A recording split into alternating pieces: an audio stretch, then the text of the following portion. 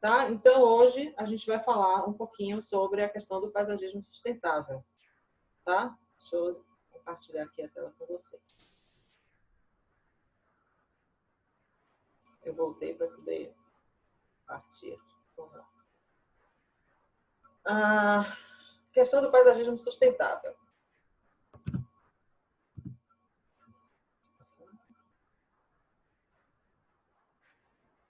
O termo sustentabilidade remete ao uso dos recursos naturais de forma responsável e consciente, sem prejudicar a sua renovação e a sua utilização.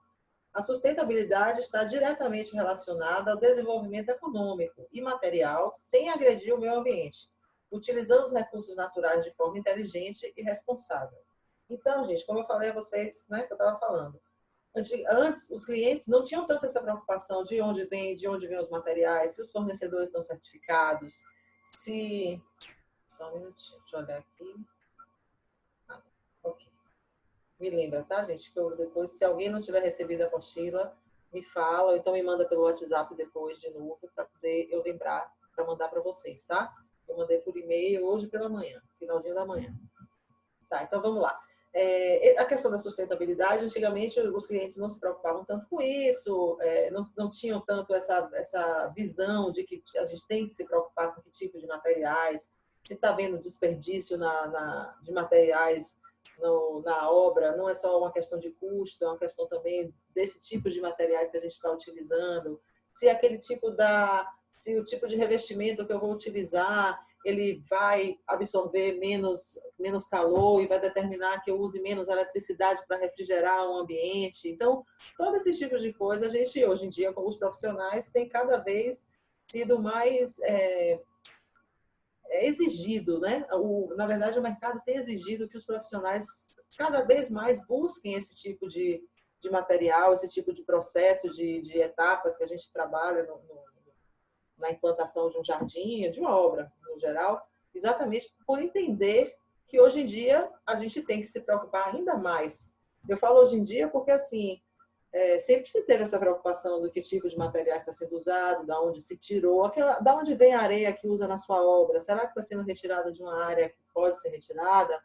Quem é o fornecedor? Você conhece? É uma pessoa... Tá? Esses tipos de preocupação, esses tipos de situação que a gente tem que estar sempre buscando conhecer para daqui a pouco a gente, sem querer, né, gente, porque às vezes a gente não sabe, lógico, a gente está permitindo que exista um desequilíbrio ambiental em algum local para atender uma obra sua, um projeto seu. Que tipo de madeira? De onde vem essa madeira? As pessoas falam tanto de desmatamento. Quem compra as madeiras do desmatamento? Então, assim, tudo isso a gente tem que estar sempre buscando entender para poder não correr o risco de estar beneficiando, de repente, alguém que está se beneficiando da natureza de forma irresponsável, desmatando sem estar replantando em algum lugar, ou então, de repente, usando madeira de alguma espécie que pode estar com risco de extinção. Então, assim, existem as madeiras de reflorestamento, isso tudo eu vou mostrar a vocês. Existem as madeiras de reflorestamento, que hoje em dia as madeiras plásticas, né, que são chamadas madeiras plásticas, são as madeiras artificiais que a gente pode utilizar também para não tá contribuindo para a questão do desmatamento.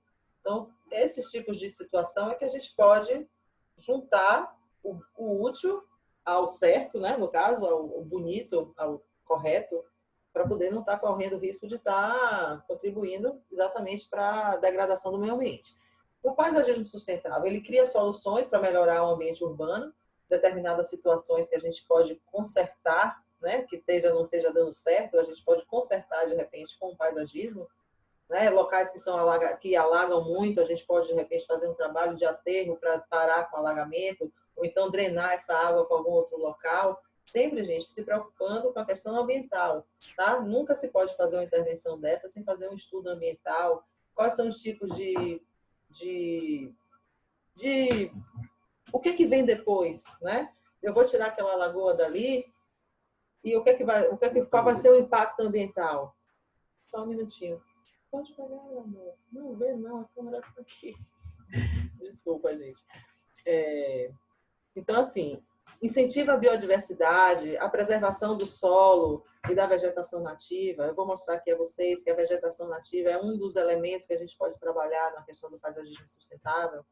Tirar partidos do caso de materiais reciclados ou recicláveis ou renováveis existentes no local, ou não, né? Não precisa ser especificamente do local, mas algum material que possa ser renovável, possa ser um material de reuso. A gente já viu isso em elementos paisagísticos, a questão da ressignificação de objetos, mas a gente viu mais focado, no caso, nos elementos de paisagismo. Mas a gente pode ter elementos arquitetônicos, tá, gente? O que eu falei, por exemplo, a madeira, que é chamada de madeira plástica, né? Uma madeira artificial, no caso, ela é feita com um polímero, no caso, assim, é material químico, tem todo um trabalho de durabilidade, de conservação. Então, assim, que às vezes elas são até mais resistentes do que a própria madeira, tá? Tem algumas diferenças de estética? Tem, claro, né? Mas de uma madeira para outra também tem. Então, tudo isso você pode pesar. O que é que vale mais a pena? Você está,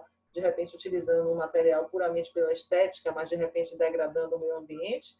Ou você pode, de repente, estar trabalhando um material que tem a mesma, praticamente o mesmo valor estético e, às vezes, talvez pode até ser um pouco mais caro. Infelizmente, a gente tem essa questão aqui do que os materiais reciclados ou tudo que imitam alguma coisa, normalmente que tem uma tecnologia maior, acaba sendo um pouco mais caro, mas se a gente estiver sempre especificando, se nós profissionais especificarmos esses materiais e também convencermos os nossos clientes a utilizar esses materiais, a tendência deles é diminuir o custo, né? Diminuir o valor agregado deles. Eles podem começar a se comercializar com um valor melhor. Então, os nossos clientes podem realmente consumir mais. Não é todo cliente que vai poder comprar tudo que a gente especificar, tá, gente? Às vezes vocês vão perceber que vários projetos vocês vão ter que adaptar os projetos de acordo com o orçamento dos seus clientes. Mas, assim, sempre que a gente puder optar pelo melhor, a gente vai optar. Mas nem sempre o melhor é o mais caro. Às vezes o melhor, a gente tem que botar na ponta do lápis o que é que vale mais a pena. Qual é o tempo útil daquele aquele eu vou ter que dar uma manutenção, de quanto em quanto tempo, quanto custa essa manutenção, isso tudo a gente pensa. Lógico que quando eu falo assim, parece que, Ave Maria, muita coisa para pensar, mas são coisas, gente, que vocês vão sentir, que com o tempo vocês vão sentir, vocês vão pensar sem forçar. Vai ser uma coisa tão natural de você, antes de quando vocês forem fazer a especificação de algum material, de alguma coisa, vocês vão logo, já vai sair no automático. Tá? Mas agora no curso é o momento de vocês despertarem para essas coisas que realmente a gente tem que observar quando vai fazer a especificação de qualquer material, de qualquer elemento para o projeto que você está trabalhando, seja ele de decoração, seja ele de paisagismo. Tá? Então, isso são coisas que a gente vai treinando vocês a pensarem para quando vocês forem fazer o projeto de vocês pesarem na hora de escolher. Vou mais pelo lado estético, eu vou mais pela durabilidade, eu vou mais pelo preço, né? Então, cada coisa, cada situação pede uma interpretação diferente, né? A gente sabe disso. Mas, normalmente, eu, como paisagista e como pessoa que luto pela questão do meio ambiente, que sempre busco trabalhar da melhor forma possível, né, em relação ao meio ambiente, sempre vou dizer a vocês que sempre pesem pelo lado da questão da sustentabilidade. Esse material, como é que ele... Da onde vem esse material? Está degradando alguma coisa? Não, ok, vamos passando para a próxima etapa. Qual o valor dele? Qual a durabilidade? Qual o benefício que eu vou ter em estar usando esse tipo de material e não aquele? Tá? Isso tudo a gente vai, aos pouquinhos, entendendo melhor. O jardim sustentável, né? Vamos focando agora mais na questão do paisagismo mesmo. O jardim sustentável, gente, leva em conta a estética, sempre, tá? Todo projeto que a gente vai trabalhar, a gente sempre leva em conta a questão visual. Se a estética é bonita, se a estética é feia, mas assim, o que a gente quer apresentar com o visual é a primeira coisa que a gente pensa quando a gente vai projetar, né? Mas a gente pode projetar e implantar usando técnicas que diminuam o desperdício de materiais, que dê preferência aos materiais recicláveis e renováveis, que adapte as plantas ao meio ambiente de forma que economize recursos naturais. Por exemplo, por que eu vou ficar insistindo numa planta que pede uma irrigação mais abundante numa área árida? Né? Imagine que eu vou fazer um jardim na região oeste do país, que é uma região, não digo nem a oeste, mas vamos lá, mais para o sertão mesmo, né? Que é a parte mais do noroeste, vamos assim. Por que eu vou ficar insistindo de colocar num projeto naquela região uma planta de região úmida? Que eu vou sempre ter que estar irrigando mais, me preocupando mais com a questão do solo, porque provavelmente não é o mesmo tipo de solo que tem, provavelmente não é o mesmo tipo de solo que tem na região úmida. Né? Então, isso tudo, quando a gente vai pensar, é um recurso natural que eu vou estar minimizando. Por exemplo, a questão da água. Hoje em dia, a gente sabe que a água tem locais que está secando. Né? A gente tem a questão das alterações climáticas, a questão, né, do aquecimento global, a gente tem mudanças no regime de chuvas em vários locais do planeta. Então, tem alguns locais que realmente estão secando, tem outros que já estão tendo água, né? Que não tinha antes. Então, assim, vai mudando, né? E a gente vai tendo que se adaptar de acordo. Tem locais, por exemplo, nos Estados Unidos, que áreas muito, muito áridas, ou então locais muito propensos a incêndio, que eles têm determinadas plantas que eles não permitem que sejam plantadas. Tem determinados tipos de jardim, áreas muito gramadas, eles não deixam. Por quê? Porque são áreas que requerem muita água, né? Que pedem uma irrigação todos os dias, gasta muita água. Então, vou deixar de ter água para a população para ficar molhando gramado?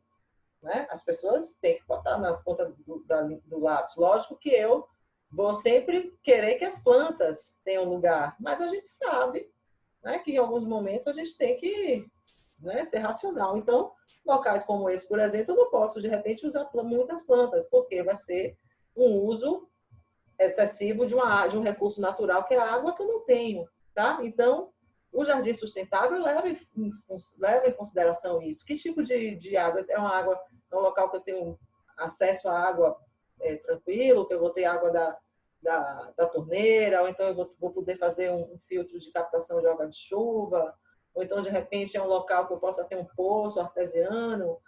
Tudo bem, eu posso fazer um jardim que peça muita água.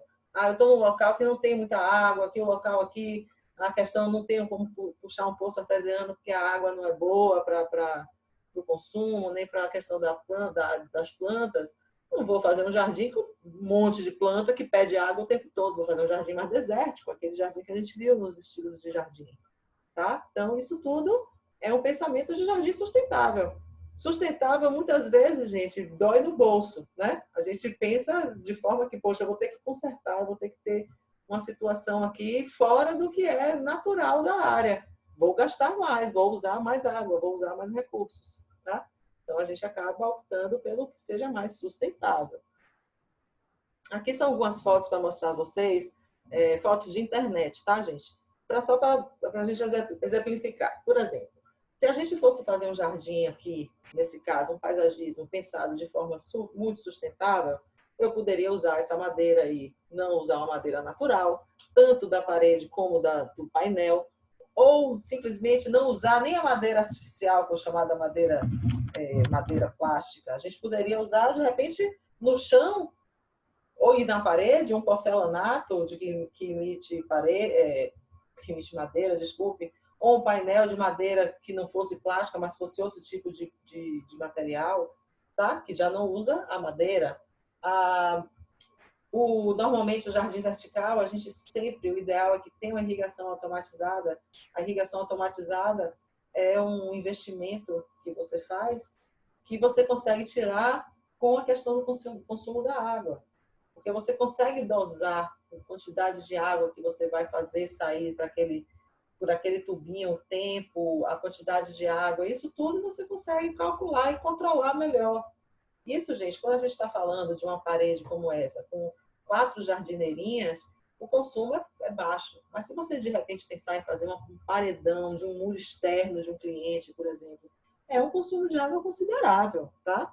Não é, a gente às vezes não pensa isso, mas principalmente em área externa, às vezes você vai fazer uma piscina e quer fazer uma parte de um muro verde próximo, muro verde, muro com um jardim vertical, com plantas que precisam de água todo dia, né, que são de irrigação diária, é um consumo de água considerável. Então, tem que pensar direitinho, não somente pela questão do valor, mas também pela facilidade da água. É um local que eu consigo água com facilidade, tá? Eu vou estar, de repente, deixando de ter água, de repente, para o consumo da casa, para estar molhando o jardim. O que é que vale mais a pena? Qual é a área maior? O que é que se usa mais? Tá? Isso tudo a gente está levando em consideração. Aqui, por exemplo, você poderia estar usando o vaso de material reciclável ou algum dos móveis, tá? Eu vou mostrar algumas outras fotos para vocês. Aqui já é um jardim, essa, por exemplo, essa foto é um jardim que não, se por um acaso não tiver usado o material como eu falei, talvez não tenha se preocupado tanto com a questão, foi mais pelo lado estético, tá? Aqui já é um jardim que a gente já pensa mais na sustentabilidade. Por quê? Está utilizando o pallet, que são essas estruturas de madeira que estão fazendo aqui a base do sofá.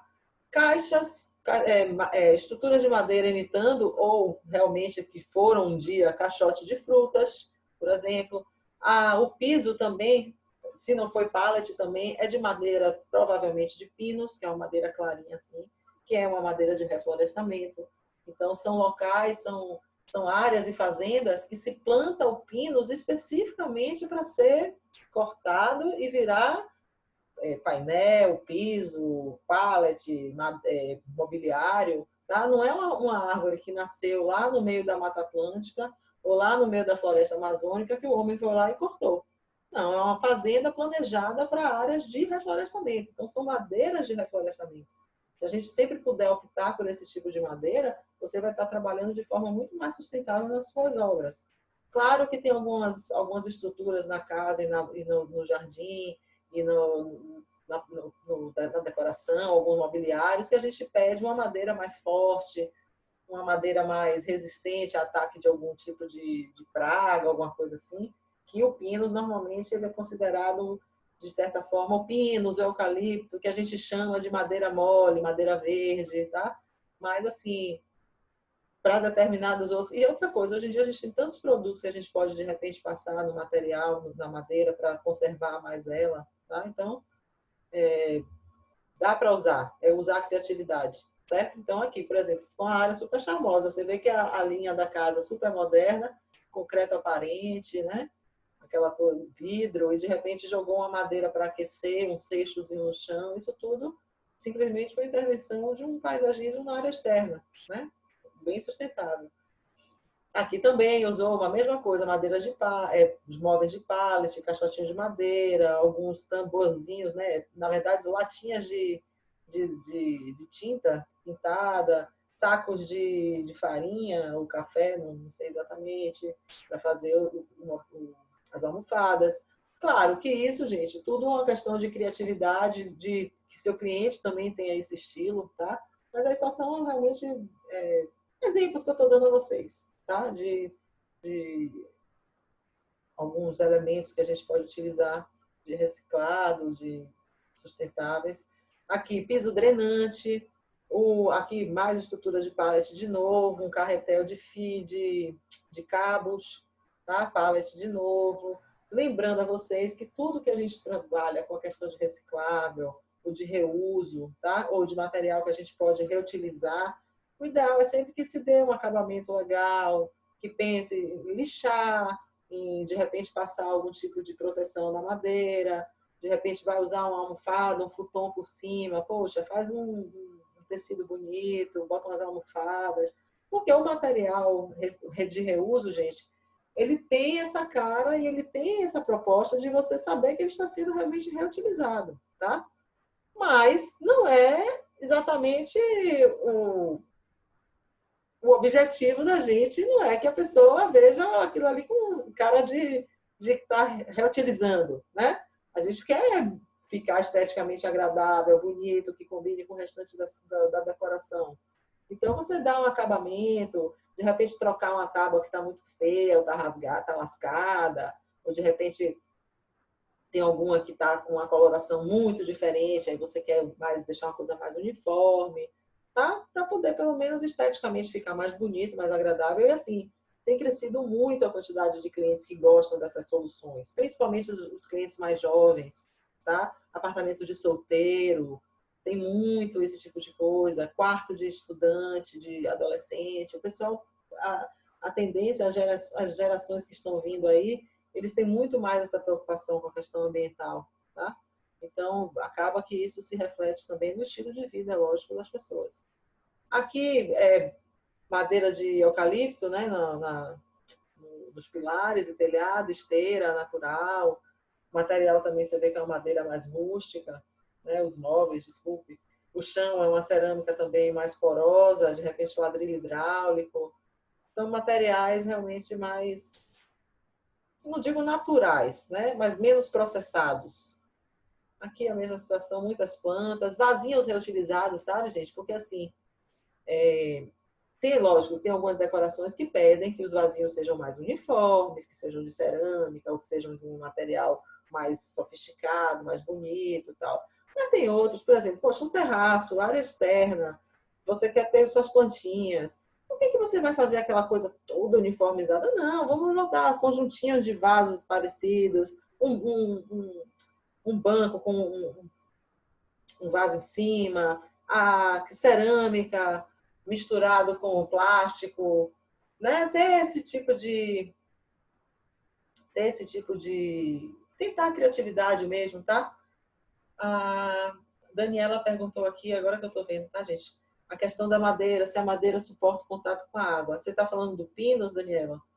O pinus, bom, no geral, tá? Essas madeiras que normalmente são madeiras de reflorestamento, elas normalmente pedem que você faça um tratamento nelas, tá? Ou um verniz, ou um Stein, ou algum hidrorrepelente para poder ela absorver menos a questão da água, porque elas realmente elas têm uma durabilidade menor, tá? E tem algumas, estrutura de telhado, você normalmente não usa pinos, não usa eucalipto, tá? A não ser que os arquitetos estejam usando agora, mas eu gosto mais de usar outros tipos de madeira, um pau d'arco, uma Ô, maçaroba. Isabela, Oi. na realidade eu estou perguntando assim, esses caixotes, esses Hum, pallets, eles aguentam ficar na área externa? Porque já me parece, a aparência já é de uma madeira mais mais mole, não é uma frágil, madeira né? de lei, né? Isso. Minha pergunta é nesse sentido. Bom, suportar, elas suportam. Elas vão durar menos, né? Porque, como eu disse, elas são realmente madeiras mais moles. Mas, assim, pode ir para a área externa, sim, não tem problema nenhum, não. Agora, se você realmente puder dar um tratamento nelas com algum produto para poder essa absorção da água ser menor, ela vai durar sempre mais. Mofar, se elas estiverem numa área que não peguem sol hora nenhuma e tenham contato com a água, pode ter algum bolor, né? Fazerem crescerem algum fungo, alguma coisa assim, pode acontecer. Se elas não der, se for um local que elas não dê tempo de secar, tá? Mas se tiver numa área externa, por exemplo, que choveu e molha e depois no mesmo lugar que chove bate um sol para secar, normalmente não. Mas aí o que normalmente vai acontecendo, elas começam a escurecer, né? Por isso que eu falei que às vezes quando a gente pega um pallet, algum alguma estrutura dessa que às vezes tem uma madeira mais escura do que outra, alguma régua mais escura que a outra, exatamente por isso, porque algumas já estão, a madeira já está mais, ficou mais em contato com a água, né? Já era de outro pallet que trocaram e botaram, acontece isso. Então, é uma madeira que tem uma resistência menor, tá? Então, quanto mais você puder proteger, mais durabilidade ela vai ter, certo? Normalmente as madeiras mais claras, elas são um pouco menos resistentes, tá? Mas não todas, tá, gente? Tem as exceções sempre, sempre. Alguns elementos sustentáveis no paisagismo, que eu vou mostrar a vocês. Cobertura verde, jardim vertical, reutilização de materiais, plantas nativas, uso consciente da água, energia solar, compostagem. Existem alguns outros itens? Existem, tá, gente? Sempre. Existe uma tinta à base de água, que ela tem menos, não tem produto químico que agride a questão do meio ambiente, né? A questão dos elementos tóxicos, voláteis, que não acabam indo para o ar. Tem, sempre tem, tá? Mas, assim, no geral, os elementos que a gente pode, de repente, incluir, tem a questão da fossa verde, mas aí já requer uma questão mais de arquitetura, tá? Já é uma questão mais de esgotamento, não é tanto paisagismo que a gente vai fazer, tá? Mas eu vou mostrando a vocês aqui, a gente vai falando. Além desses elementos que a gente tem, né, desses elementos sustentáveis que a gente tem no paisagismo, a gente também tem algumas cidades que criaram alguns benefícios fiscais para incentivar que as pessoas construam com algum desses elementos, tá? Algumas têm essas certificações, né, que você... cada item que você tem na sua obra corresponde a determinados pontos. Por exemplo, eu tenho um telhado verde na minha casa, tem X pontos. Eu tenho captação de água de chuva. A água da chuva cai no telhado, é recolhida por uma calha que leva para um filtro ligado a um tanque e eu posso utilizar essa água. Então, eu tenho X% de X pontos no meu score, tá? E aí, a depender de quantos pontos você faça, você recebe esses descontos no seu IPTU, tá? Cada prefeitura tem uma situação, tá, gente? Aqui em Salvador a gente tem também, não é exatamente esse... desculpa. Esqueci de botar meu telefone, esqueci, não? Não sei exatamente, eu não digo a vocês exatamente a questão da pontuação específica do nosso IPTU, mas a gente tem alguns benefícios fiscais, tá? Aqui é de algumas cidades que eu estou mostrando a vocês, mas vocês conhecerem, saberem, né, que tem IPTU. Aqui são alguns desses elementos que a gente pode ter. Vocês viram que no começo eu não listei todos que eu estou mostrando aqui, no caso, porque esse aqui já é uma coisa mais de arquitetura, mas eu estou mostrando mais assim para vocês conhecerem, né? Verem que quantas coisas a gente pode incluir no arquitetônico e vocês depois, como decoradores, vão poder também incluir nos seus projetos, ou algum deles, tá? A questão do telhado com placas solares. Normalmente a gente usa telhado de cor clara, de cerâmica, né? De telhas um pouco mais claras, que evita que o telhado absorva a luz. Vocês vão saber mais isso um pouco quando vocês tiverem aula sobre cores. A questão do tijolo, o tipo de material que o tijolo absorve mais ou menos calor. Captação de água de chuva, que é o que eu falei a vocês, a água bate no telhado e é captado.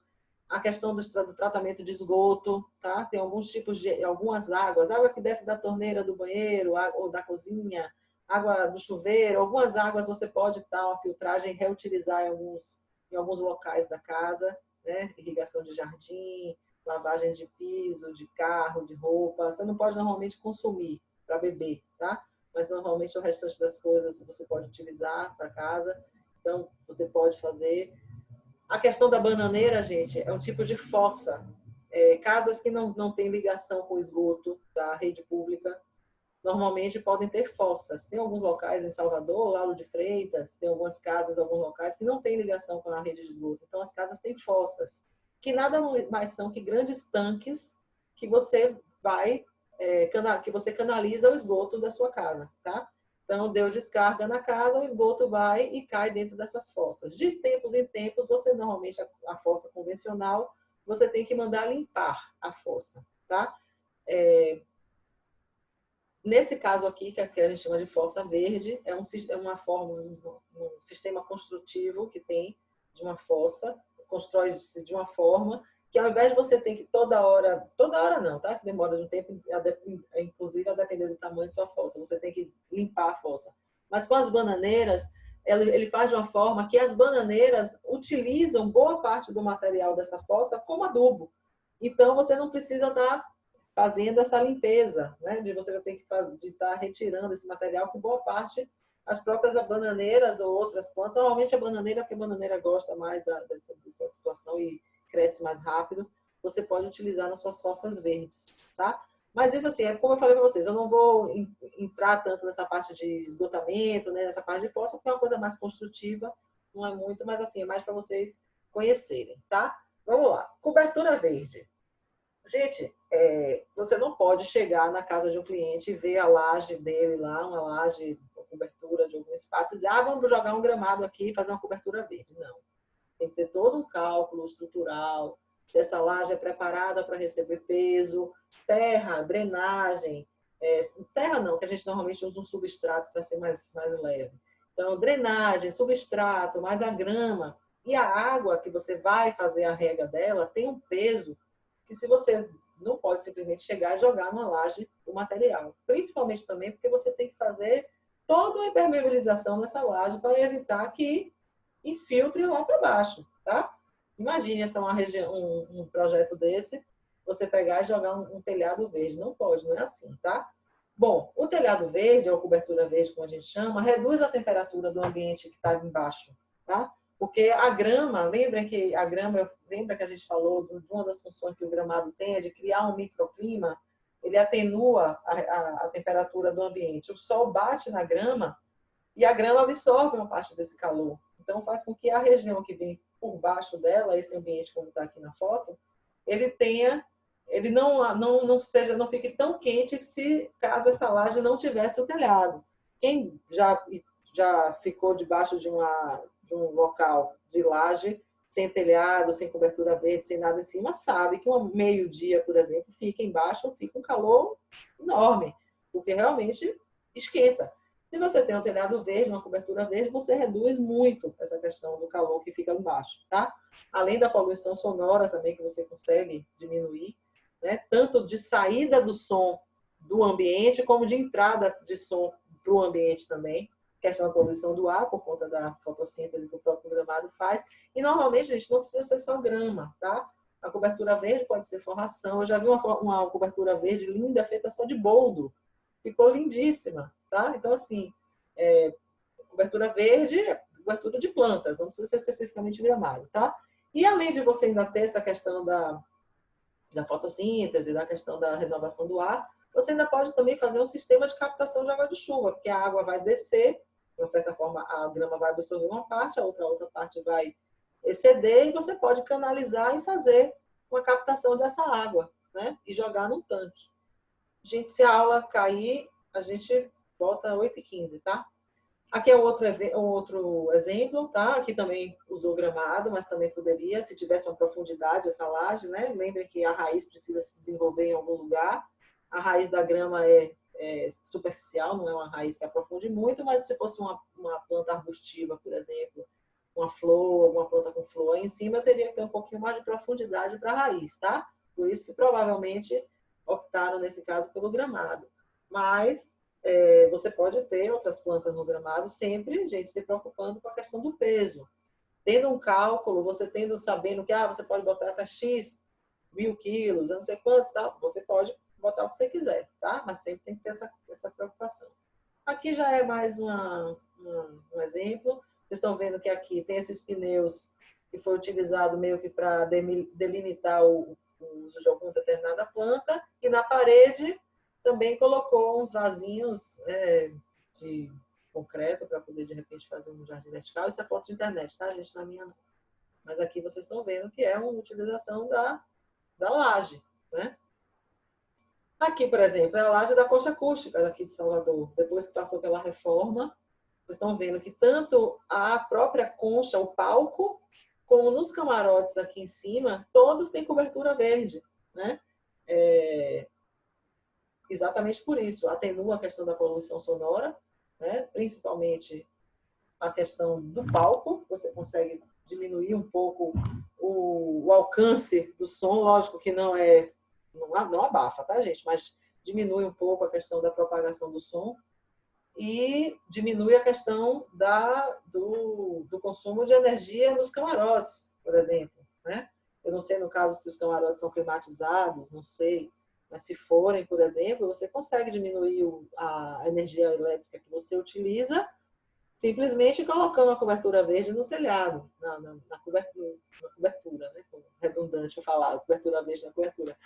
Mas você colocar uma vegetação na sua laje, né? Na cobertura do seu espaço. Então, você consegue diminuir o uso da energia elétrica. Outro elemento que a gente tem, jardim vertical, a gente já falou dele na aula passada, mas eu vou falar para vocês também um pouquinho de novo.